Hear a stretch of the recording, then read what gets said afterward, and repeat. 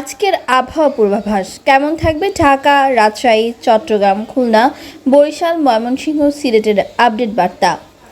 বিপদ সংকেত, কালবৈশাখী ঝড়, বৃষ্টি হবে কিনা, নিম্নচাপ, গরম পড়ার সম্ভাবনা ইত্যাদি সম্পর্কিত আপডেট নিউজ।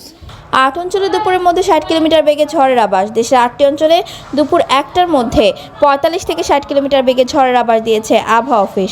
বৃহস্পতিবার সকালে আবহাওয়াবিদ শাহিনুল ইসলাম সই করা আবহাওয়া পূর্বাভাস সংক্রান্ত এক বিজ্ঞপ্তিতে এসব তথ্য জানানো হয়েছে।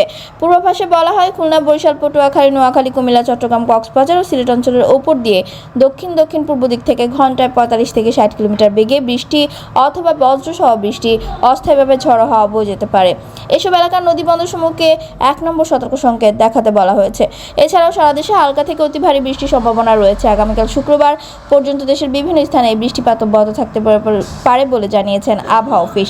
অন্যদিকে উত্তর বঙ্গোপসাগর এবং তৎসংলগ্ন বাংলাদেশের উপকূলীয় এলাকায় ঝড়ো হাওয়া বয়ে যাওয়ার সম্ভাবনা নেই, তাই দেশের সমুদ্র বন্দরে কোনো স্থানীয় সতর্ক সংকেত নেই।